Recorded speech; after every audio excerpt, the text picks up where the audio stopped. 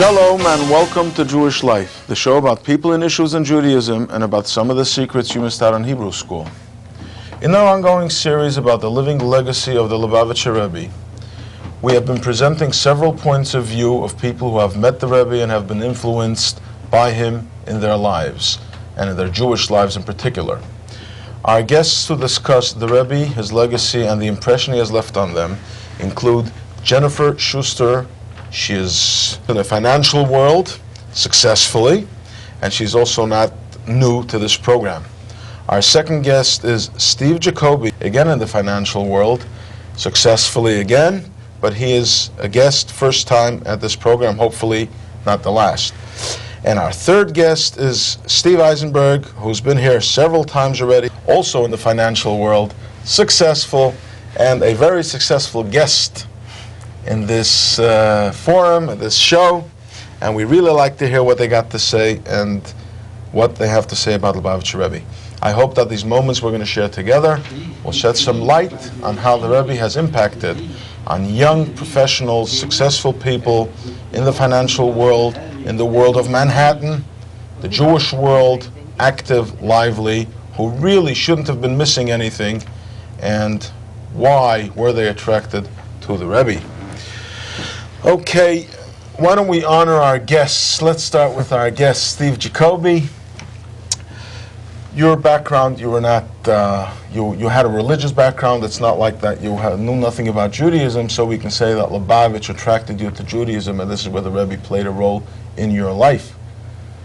Well, it attracted me sort of back or reignited my interest in Judaism. You know, when you're brought up in a suburban religious background, you know, you do everything because you're told to do it, and then all of a sudden when you can make your own decisions, you start to question, do I really believe in this? And I think it was Lubavitch that helped instill a positive sense to the religion, not that it's an obligation, not that, you know, Saturday you can't do this and that, but you can do this and that, and you can make the 6 days that much more valuable.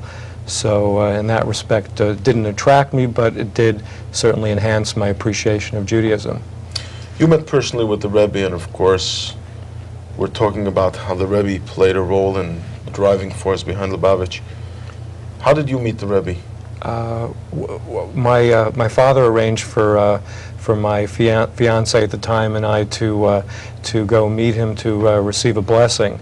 And it was a very moving experience.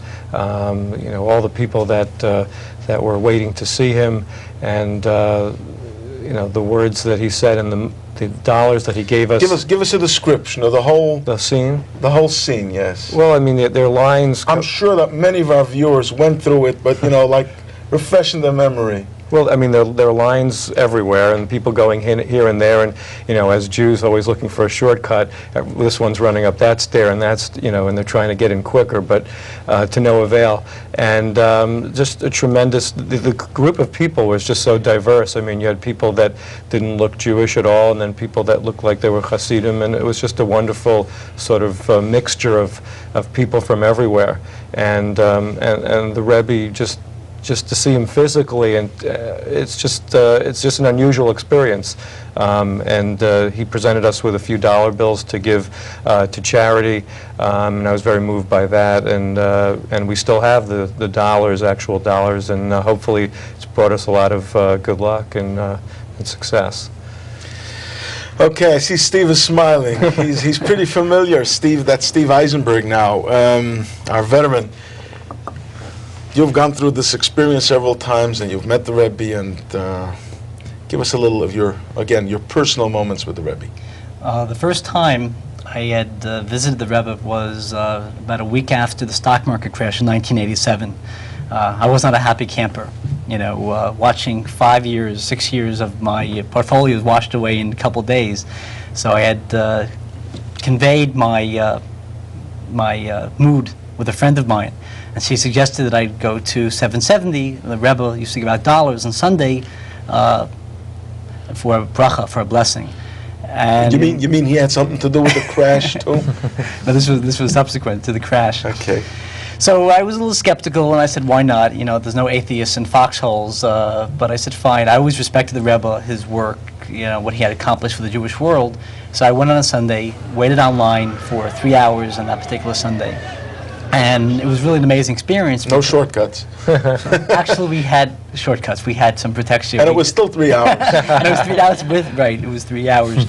But it was amazing because there were people speaking Italian, people speaking French, people from South Africa, people from France, people from Russia, tall, fat, small, every possible person under, you know, under the sun, waiting online. It was really a cultural, demographic, Jewish experience.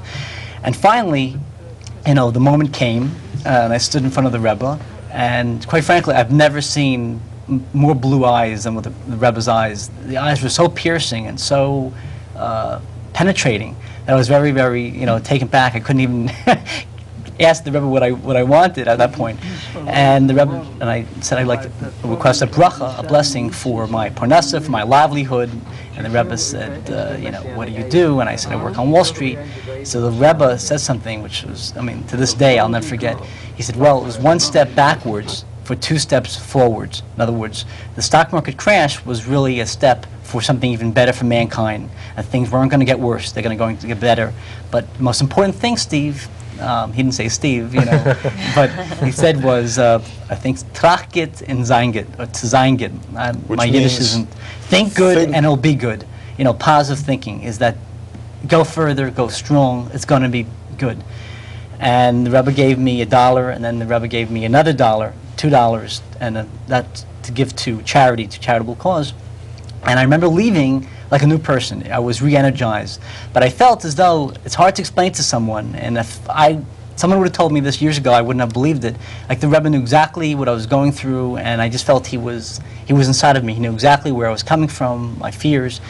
And Monday morning, I went back to Bear Stearns, where I was working at the time, and I had a smile on my face, and I was optimistic, and partners were saying how bad things were going to be, and looking for another leg down in the market.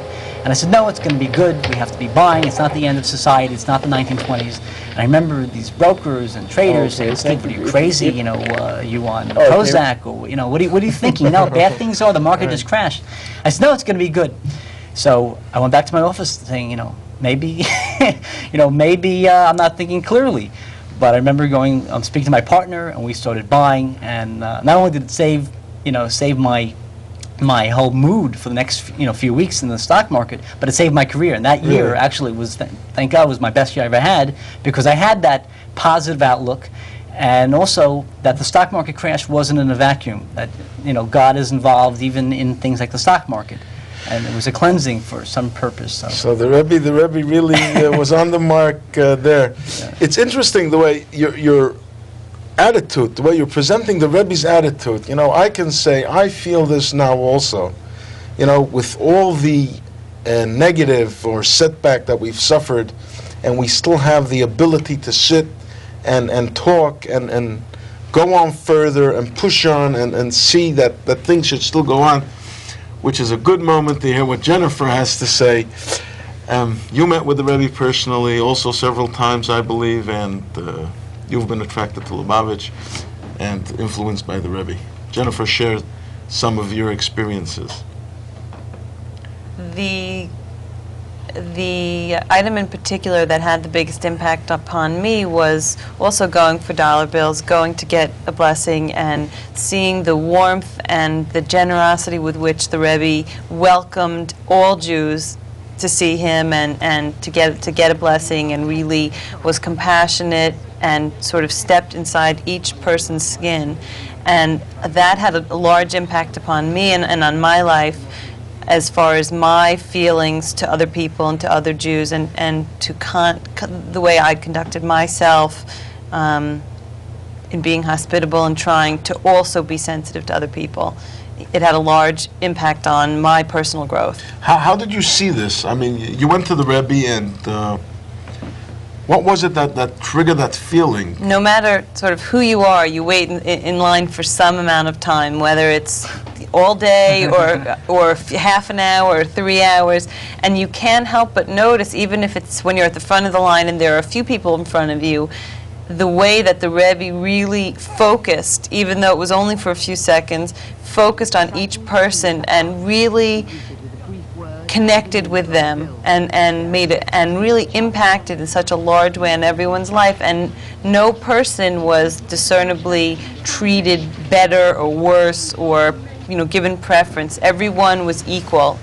Even all you coming from the financial world, with all your background, it brings back to the comfort that people who you would think they really have nothing missing in their lives, and here they found an older rabbi who is just appealed to them and spoke to them, and they lived with him. And I see it here in this audience here again, our guests here. You've all been affected by him, even though seemingly like the distance between you is so far. Anyone care to comment on this? Well, Steve Jacoby. You keep bring up the same point again. You have everything. New York's a rat race. I mean, you never have everything. There's always someone who has more than you do. And you can just be on that treadmill nonstop, and you're never satisfied. And people are looking for something outside the materialism, something that touches their heart, something spiritual. And I think what's wonderful about Chabad is that no matter where you come from, you always feel comfortable. And I've said this many times, if most religious institutions were more like Chabad, there probably never would have been a reason for reform or conservative, because everyone would have felt welcome and there would have been unity. And so that's what really attracts me, the fact that everyone is welcome, everyone is accepted. And I think that's what the Jewish people need, is unity, and they need spiritualism, because the Jews have everything in this country, and I think that they're not necessarily any happier than they were when they had very little materialistically. So that's the attraction for me. I mean, I've seen this I've heard this in the description. Everybody's describing the lines where you had a mini United Nations, or not even a mini, but a maxi United Nations, where everybody was there saying, Steve, yes. But I like to get away from the lines Right. on Sundays. For me and my family and my friends, and I think people like Ron Perlman's and the Richard Dreyfuses, and the two messages that really touch me and all my family is one that we can make a difference. I, Steve Eisenberg, I, Steve Jacoby, Jennifer Schuster, we can make a better world by doing one more mitzvah. Me too. And you, Rabbi, certainly, by having us on the show. Well, I don't. But I also want to count. But we could make a difference by doing one more good deed, and by doing that, transforming the world, by having one more person at a Shabbos table and sharing the beauty of Judaism. And nothing is lost. In other words, we look at the world, the state of the world, and the state of Judaism, and we say, my God, assimilation is so bad and so rampant, and Jews are so unaffiliated. The Rebbe never spoke in terms of bad. If we could do better, Jews are good, the world's good, we can make a world, a beautiful place. The second message of the Rebbe was constant, eternal optimism, is that we've been around for 3,000 years. We've been around 2,000 years since the dispersion of the Jewish people, and we've managed through the pogroms and the Holocaust and all the trials and tribulations, but we're still there. And the same Shabbos that we keep today is the same Shabbos that we kept 2,000 years ago. Is that we have to have perspective, and also every day we should look at our Judaism with a new approach, with that optimism. But that message was so strong, especially in this room. Jennifer. Rabbi, when you said that we're seemingly also distant from the Rebbe or from Chabad, something that occurred to me was the Rebbe reached out and brought all of us close to him, no matter how seemingly distant we were. Things that stick out very strongly in my mind are every Friday in the New York Times reading Jewish women and girls light candles at whatever time, or the fact that there are Chabad houses all across the country, so that oftentimes if I travel, whether it's for pleasure or business, there's always a place to spend a Shabbos or to have some contact with the Jewish community. And I think that the way the Rebbe reached out and made us all come together and feel united is something that will be very much missed on the part of the Jewish people as a whole, and I know in my own life. Which brings me to ask you the natural question, asking from a woman's perspective, the fact that the Rebbe was the man and seemingly all the activities are run by men, how did you see this? Is it that way, or is it different, or is it, how did you I think view that the this? Rebbe focused on the importance of the Jewish woman as far as the family and as far as setting the tone in the home, and also as far as education for Jewish children and Jewish grown women. This was something that I think he focused on, that our parents or grandparents, women, were not as fortunate to have. And there are avenues of education and of inspiration, whether it be classes or tapes or holiday activities for women that focus on women's place and really make a Jewish woman feel uplifted and very special. And I don't feel that the Rebbe felt that a woman was less of a player in the Jewish world than a man. And I don't think that anyone felt that way after dealing with him. Steve Eisenberg, you've mentioned some of the some names, prominent names that you've been. I guess you bounce around or you meet with some of them. What is their feeling? I mean, I don't know if they go Shabbos to shul with you, but well, did you think that the Rebbe had any relationship with these people? Was there anything connecting them? Well, I stopped being surprised in terms of the Rebbe's influence on, leading businessmen and politicians and Hollywood entertainers a long time ago. But Ron Perlman, I'd read many, many articles that it was really Lubavitch and the Rebbe's message that really brought him closer to Judaism. As far as Richard Dreyfuss, I personally had met him a couple of years ago at a falafel store on the Upper West Side, and with a friend, and the conversation was not about the apprenticeship of Duddy Kravitz, one of his first films, or about Jaws. It was about Lubavitch and about the Lubavitcher Rebbe, which took us by surprise. And at that time, he had said that he thought the essence of Judaism, this is a paraphrase what he said, was Lubavitch. And we asked him, what do you mean by that? He said the message of total acceptance, of love of another Jew, regardless of his affiliation, love of humanity. At that time I wasn't aware that Chabad, Lubavitch, under the Rebbe's inspiration, had the largest drug rehabilitation program, the largest. And their program serviced both Jews and non-Jews, whites, blacks, just human beings. And he had said that the Rebbe's message was so powerful in his life that he wanted to meet the Lubavitcher Rebbe. So we were really kind of blown away, surprised. But I just want to go back to something, Rabbi, you had said earlier, that I think it was a Sunday before the Rebbe had a stroke, and I think the line went on for 7 hours. And there was a 75-year-old woman, and when the woman came to speak to the Rebbe said to her, "I can't believe that a woman such as you, such a quality woman, stood online waiting for me for 7 hours." So the woman responded saying, "Me? You're 90-something standing online, and who are you to talk?" And so the Rebbe's response was, "But I'm counting diamonds." And that, I heard that, that was so powerful. And I think really that was, This is how the Rebbe managed to reach out, and the lucky thing about it is that the Rebbe didn't keep it for himself. He managed to imbue us all with this feeling, reach out feeling. I know each one of you are involved in different reach out programs in your local communities in Manhattan and Lincoln Square Synagogue and various programs, which, by the way, maybe that's a good opportunity. We should touch upon some of them. Steve, you've had Steve Eisenberg, you've had your Simchas Torah dancing outdoors. Steve Jacoby, you're involved with turning Friday night into Shabbos. Friday night into Jennifer Shabbos. also with the KJ on the Upper East Side. What is it? Kehillah Jeshurun in the Upper East Side. So why don't we share some of this?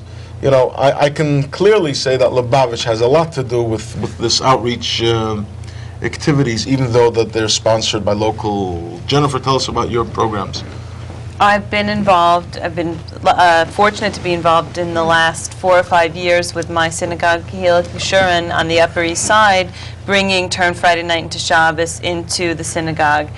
It's a program that happens twice a year, once in the fall and once in the spring, and it's one of the most inspirational programs, Rabbi, that I've been fortunate to be involved in, because people are involved from a Friday night service through a Friday night meal and actually sit with families and couples and single members of the shul, of the synagogue, and really get to know and get comfortable up close with Shabbos. And it's an inspirational program because people get to see something, they take a concept and it becomes real. And for many people, it's their first experience with Shabbos and their first experience maybe in an Orthodox synagogue. And they're overwhelmed that it can be so welcoming and warm and inspirational. And that's on the east side. So let's travel to the west side with Steve Jacoby Right. in Lincoln Square Synagogue. Right. It's very similar. I mean, the experience, I have to be honest, I mean, when I first got involved with this, you have all kinds of hang-ups. So, why would they want to come, and why, I don't want to bother them, and so on and so forth. But then it really makes you think about your own beliefs. And if I'm going to say that about them, then why am I doing it? So I do it because I enjoy it. So like anything else you enjoy, you want to share it with your friends or your acquaintances or whoever. And it's a very fulfilling experience. And my wife and I just try to do it on an informal basis also, just to have people in our house. And I think it makes a good impression. If you enjoy what you do, people are attracted to it. Absolutely terrific idea. We do this the whole time. Steve Eisenberg, give us your twist on reaching out. Twist. I believe, if we do see, rampant assimilation and disconnectedness to Judaism and lack of affiliation, is because our generation really don't know what the score is. We really don't know what Judaism is all about. For many of us, our generation, even our parents' generation, Judaism is one of, of negatives and not doing this and not doing that. And Shabbos is a day of not playing racquetball, not going to Bloomingdale's, and not jogging. But the message the Rebbe tried to instill is that Judaism is very positive and it's very pleasurable, and we weren't willing to give up our lives for 2,000 years because of something which was negative. That Shabbos is a day of getting in touch with ourselves and our family and our communities, and that all the mitzvahs that we have are really for us. It's not about God. But to look at other Jews who are less observant as equals, that they are Jewish, and a Jew is a Jew is a Jew. No membership dues are necessary. Right. They can all belong. But 2 pieces of chicken must be eaten on Friday night. And definitely a positive note to finish off, that whoever wants to participate in any services, whether it's the Sabbath services, high holiday services, ordinary holiday services, you can contact your local Chabad house. And to you, our viewers, we hope you've enjoyed the show and you've been inspired by some of the young, successful people in this community and their view and positive view to Judaism, how it has been inspired by the Lubavitcher Rebbe. And we do want to wish you the traditional Bracha v'Atzlocha and all the best. Mashiach, Mashiach.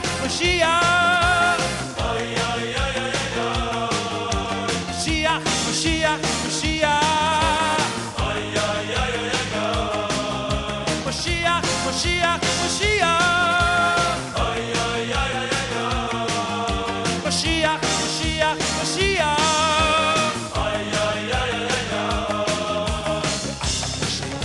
In kol ze hakel loy bechol yom sheyavoy. Sheismameya in kol ze hakel loy bechol yom sheyavoy. Sheyavoy, sheyavoy, sheyavoy, sheyavoy, yovoy. Ani ma'amin be'emuno shel